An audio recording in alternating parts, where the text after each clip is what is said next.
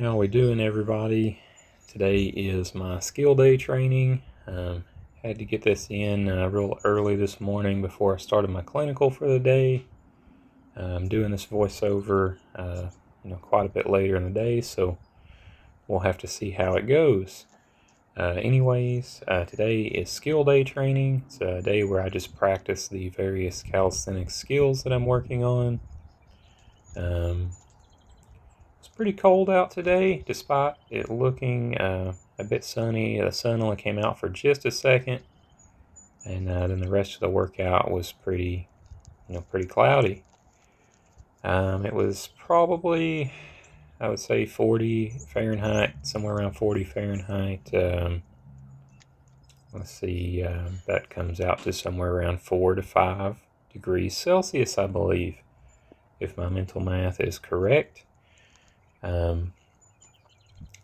Let's see, there was quite a few things I did today. I've done the typical skills I've been working on. You'll see a new skill, which is typewriter pull-ups. This is something I've done in my past, but I never really took my time with it to try and master it, and I haven't trained it in probably a year or so. So I really kind of wanted to slow it down and start working on it again. Really focus on rep quality instead of rep quantity. I worked on human flags again. If you saw my last core day training video, made quite a bit of progress on human flag with just a simple technique adjustment. I continue to try and polish that up quite a bit today. Let's see, there's a new freestyle skill that I unlocked pretty much in one day at the end. I'm not really going to make a huge deal out of it though, because I would really like to polish it up a bit more before I can confidently say that I unlocked it and give myself the green check mark that you may have saw a few times if you've watched my videos. Let's see, that freestyle training kind of got my heart rate up quite a bit. I'll talk more about it later, but it was a skill that I had quite a bit of prerequisites for. It's just something I never really tried before, and yeah, we'll talk more about it later. Right now we're just warming up, trying to get the blood flowing, the muscles stretched out, tendons and ligaments, all the connective tissues that hold our bodies together, trying to say, hey, get ready to do some fun stuff, because that's what skill day is. It's really like a playtime. If you do calisthenics training, it's a day where you work on all those techniques and a lot less of working on trying to wear yourself out. Here's a good stretch if you work handstands or any kind of false grip skill. I really work on that wrist flexibility. You saw me there when I first went up to the parallel bars, how I kind of worked on my shoulder extension. I wish I had commented on it when I did it, but you're welcome to rewind and see what I'm talking about. But I'm working on extending my shoulders up above my head, and that's another really good stretch to work if you're trying to get a handstand. Because most people, when they kick up into a handstand, they're not quite, their body's not quite as straight as they think it is. It's not quite as straight as it feels. Oftentimes their arms are not fully extended. So, that does not do you any favors when you're trying to balance a handstand. Handstand balance was another thing I really worked on a lot today. You can just pretty much forget about doing handstand push-ups, any kind of handstand press, really any kind of handstand skill, unless you can balance a handstand. And a lot of that, what makes handstands feel impossible for so many people, and including myself, if I get lazy and I do not do the technique even though I know I'm supposed to do the technique. Something that makes them feel impossible is when you don't have your core, like especially your core flexed and really tight. But it's more than just your core, like your whole body needs to be, like the muscles need to be flexed up. Point your toes, flex your legs, and work on that posterior pelvic tilt and contracting those core muscles. And honestly, that's the secret to balancing a handstand. Like when people first try handstands, they think it's all in the hands and the arms, and that's really not where the balance is at all. I mean, that's where some of the balance is, but honestly, I would say most of the balance when it comes to a handstand is in the rest of your body, pretty much head to toe.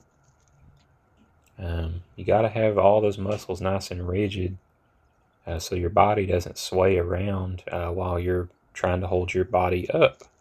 That makes things a lot more difficult. Here's something new I've been doing. I'm trying the sledgehammer as part of the warm-up. I feel like it really helps get the shoulders in gear. Not sure if you could see there. Probably not. I know I couldn't when I just watched the clip. But I was showing that this was an 8-pound sledgehammer. That's probably somewhere around 4 kilograms for the other folks. But hopefully that gives you an idea about how heavy the hammer is. It's not something where you're trying to wear your muscles out. It's just something where you're getting them in gear to do the stuff you see me doing. And that's the same thing going on here. The same idea with what you see in this clip. I'm starting to get those pull muscles activated. I'm also really working on initiating a one-arm pull-up here. The technique to initiate one-arm pull-ups, where you start the movement with the scapula contraction, and then you follow that by bending the elbow. Here's the push warm-up. Getting those push muscles ready to do some pushing. What you see there at first is kind of the same technique you use in a planche, and then I kind of just take the angle up from there. Really just working on getting those push muscles ready to push. And we'll get into the next clip, which I think is where I start the warm-up circuit. If you'll notice, my warm-ups start out with some stretching and mobility, and then the intensity of the warm-up slowly increases pretty much until I'm at the same intensity level that my skills that I'm going to practice are at. And the idea behind that is to decrease your chances of injury.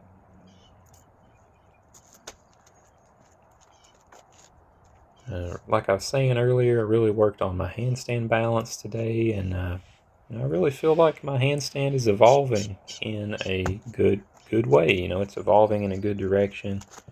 These are just warm-up handstands here, but you'll see I feel like my balance was pretty good today. It definitely wasn't perfect. What I'm showing there is when I was doing that hollow body hold, I could not pass my hand underneath my back. And it's important when you try that exercise that your back is flat against the ground and your pelvis is tilted backwards, otherwise called posterior pelvic tilt.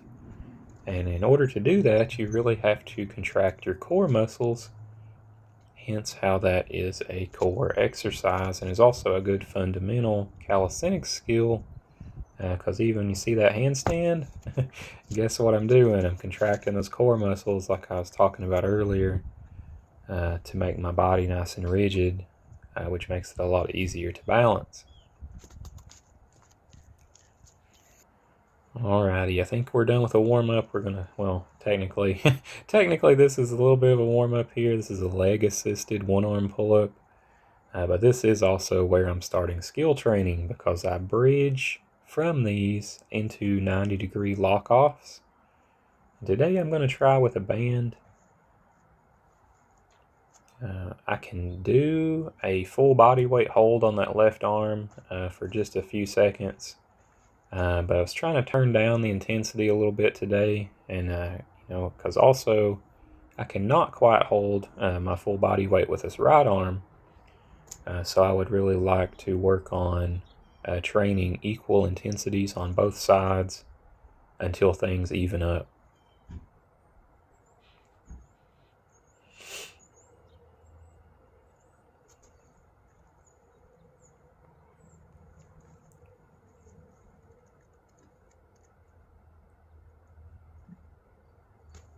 Felt like that right there was a good skill to practice, and something I would need to try and work on more on pull day.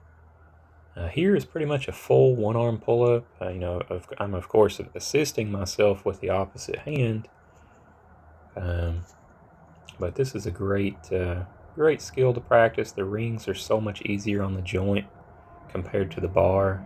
Just really work on choking up on the ring, hugging yourself up as high as you possibly can, and just squeeze the life out of that exercise. Not sure how to put it other than that. Just really work on a good strong contraction. Really squeezing, just squeeze everything. Look at that, I can pretty much kiss the top of the ring, and then I try to come down with some slowness and definitely some control. But here we're switching things a little bit. Here is the handstand press. I've been trying to go into this from a tucked planche, and I wish I'd had my feet together on that a bit more, but I'm surprised I was still able to keep my balance. But now on the way down, I do want the feet to come apart because I'm going to try to go to a little bit of a straddle planche, but I'm not going to hold it because this isn't really about the planche yet. This is just about the handstand press.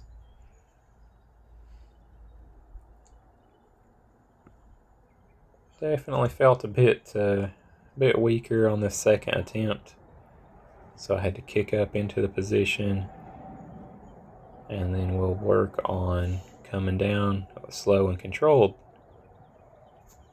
And I really liked that. First didn't start off so good at first, but then the negative was beautiful. Here I wanted to try something a little bit different. I've been trying for planche, and looking back on that clip, I didn't really like how high up my hips were humped up, and I think that comes down to those parallettes being a bit too close to that bench. So in the future I may try scooting the parallettes out just a little bit to see if I can make that feel a bit more like a planche is supposed to feel like. And I recognize that, which is why I dropped to the tucked planche. Anyways, here's that typewriter pull-up I was telling you about.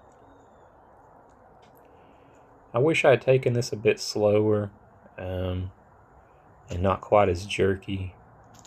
But surprisingly, this it didn't feel the best on my elbow. My elbow's been bothering me. I have a bit of tendonitis from trying this slow muscle up. But I'll try to work on that more on pull day. We'll see how it goes. Here's the human flag. Really trying to focus that technique modification I mentioned on core day, where I'm trying to pull the top shoulder back. The bottom shoulder goes forward, and the whole torso rotates as one unit up towards the sky a bit. And that's like flipping a switch when you make that modification.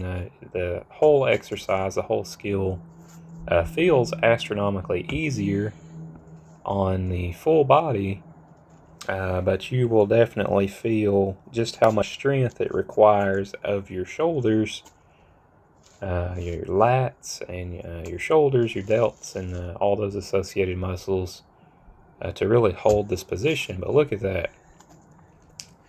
It's like you flip a switch on me and all of a sudden I can do somewhat of a human flag, and I'm telling you guys, that's just from making that tiny little modification to the technique. Look at that. Even on my weak side, that's my weak side right there, with leading with that right shoulder that's been giving me so many problems. Pretty much went from next to no human flag to decent effort at someone at my level on a human flag, and probably less than a week.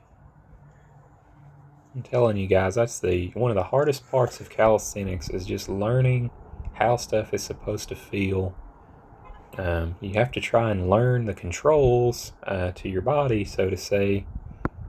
You have to know how techniques and skills are supposed to feel, how you're supposed to contract your muscles, and it doesn't matter how strong you are, how athletic you are.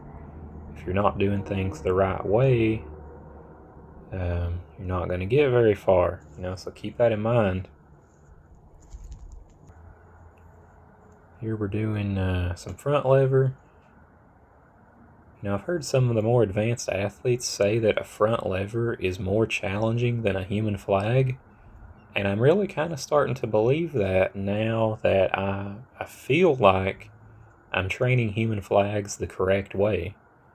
I've made a lot of progress on this front lever as well, but it just requires an astronomical amount of strength, especially when you're a big boy like myself. I'm about 205 pounds.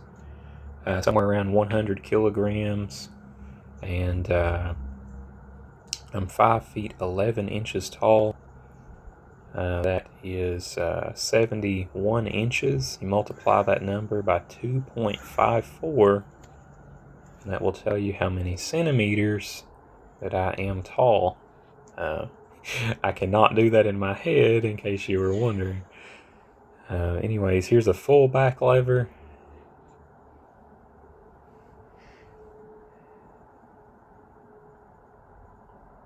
Felt pretty good on the back lever today. Sometimes it gives some minor irritation to my right shoulder, but didn't do that today, so I was thankful for that. Decided I would try another one and kind of bridge down in difficulty. You can see my feet, starting to come apart there to go to straddle. And a little bit of advanced tucked before I decide to bail. Here's some more handstand practice.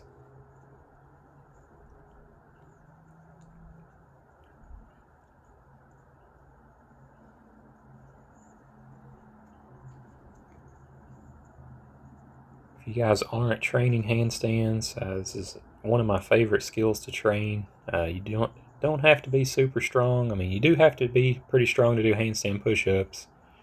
But to just hold a handstand, you don't have to be super strong.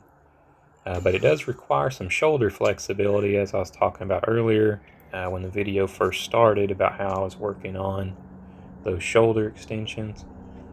But really the only way you'll ever learn a handstand is to train a handstand, just like everything else. But seriously, what I'm saying, I've worked handstands probably over 10 years, and it's been one of the most challenging things.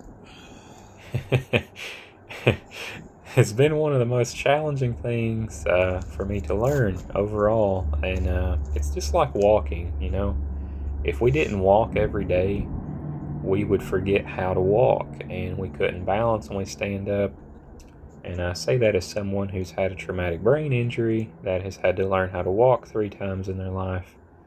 But you pretty much just learn how to do a handstand through repetition. And you can find all kinds of videos on YouTube about how to do handstands. I could even make one myself at some point if you guys like. But start slow, start small, start with easier progressions, try kicking up to the wall.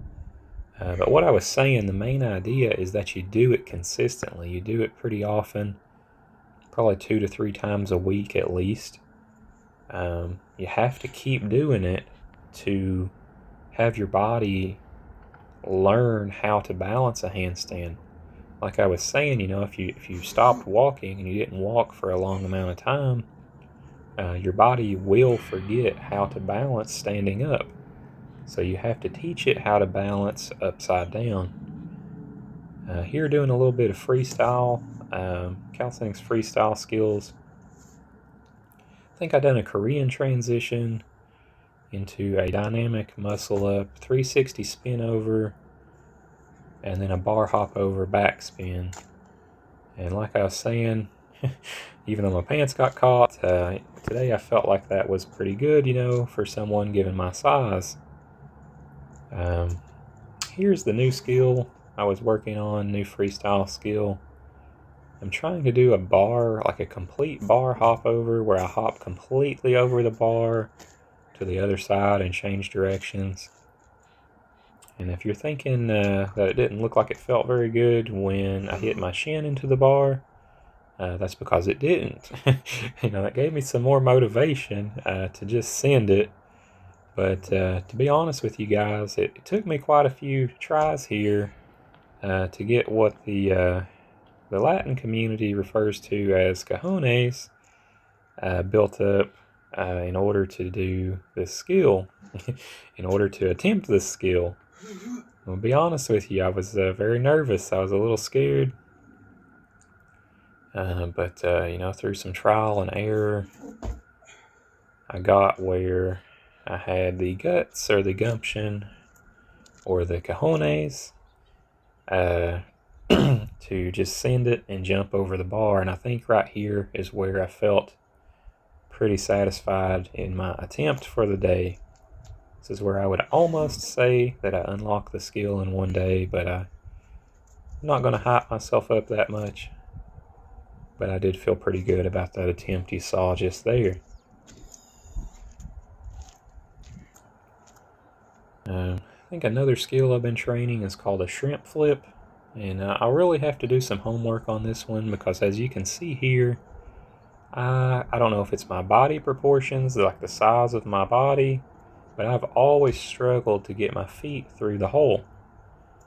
Now, I can get them through the hole if I really shoot them through like that, but I'm not quite sure just how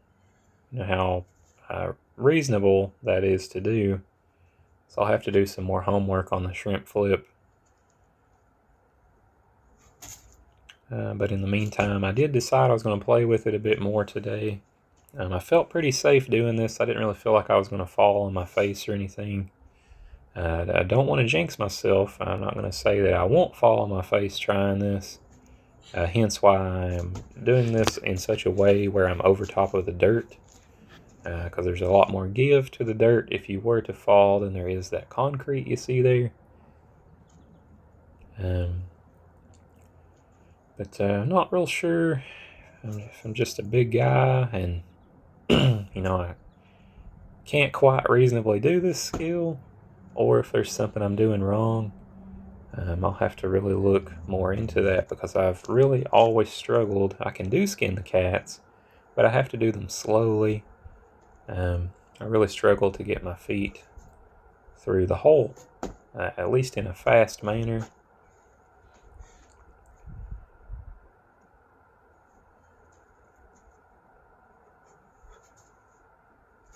I think I hit my butt on that one.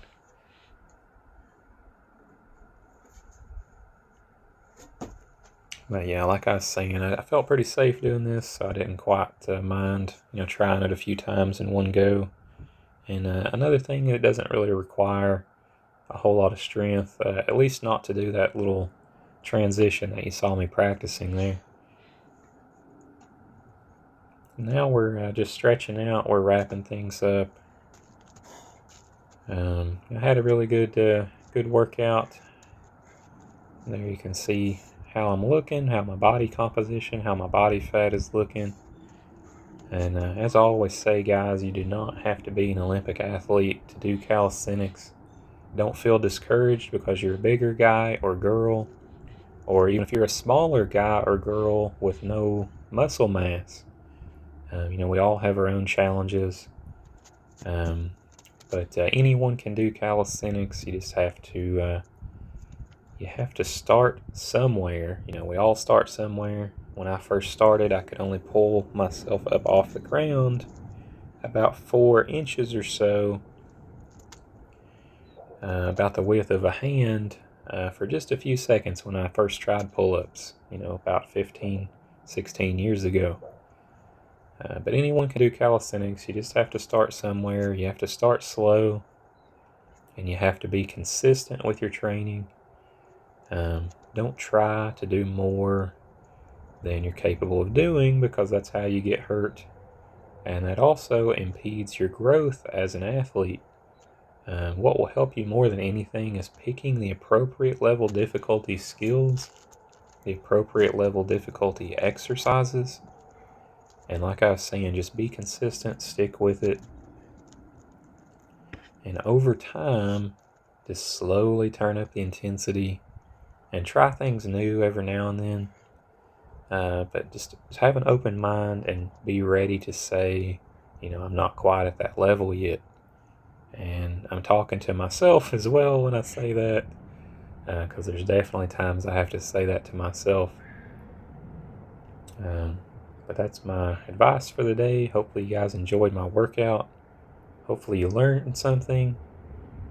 And hopefully you guys will try this for yourself.